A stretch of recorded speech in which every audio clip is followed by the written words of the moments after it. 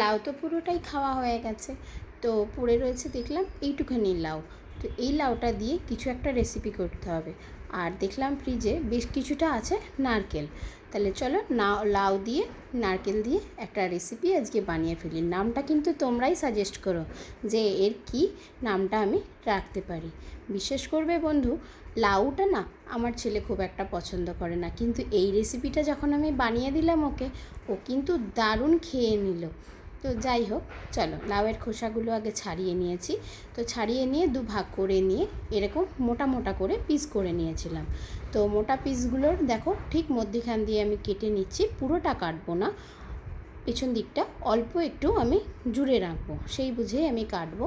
আর এখানে নারকেলগুলো নিয়ে নিয়েছিলাম, পেছনের যে কালো অংশটা আছে সেটা কেটে বাদ দিয়ে দিয়েছি।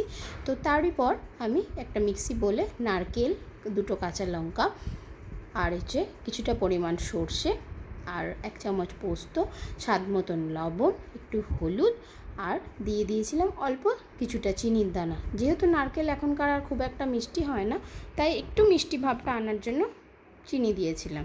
তো সুন্দর একটা পেস্ট আমি বানিয়ে নিয়েছি।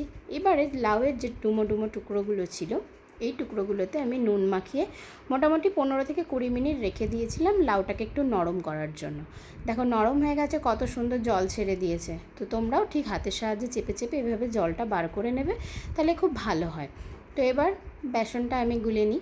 এর মধ্যে দিয়ে দিলাম কালো জিরে, স্বাদ মতন লবণ, আর এটা দিলাম সুজি। অবশ্যই সুজিটা দেবে কিন্তু, তাহলে ক্রিস্পি ভাবটা খুব ভালো হবে। আর এই দেখো ব্যাটারটার থিকনেসটা আমি বুঝিয়ে দিলাম, একটু মোটা রেখেছি। খুব পাতলা করলে কী হবে, এই যে নারকেলের পুরটা আমি লাউয়ের ভেতরে ভরছি না, যখন আমি ব্যাটারে দেবো তখন খুলে আসবে। তো ব্যাটারটা একটু মোটা রাখবে। আর দেখো লাউয়ের ভেতরটাতে আমি এইভাবে, ঠিক এইভাবেই নারকেলের পুরগুলো সুন্দরভাবে দিয়ে একটু আঙুলের সাহায্যে চেপে চেপে দিলাম, যাতে পুরগুলো লাউয়ের যে খাপটা বানিয়েছি তার ভেতরে ভালোভাবে সেট হয়ে যায়।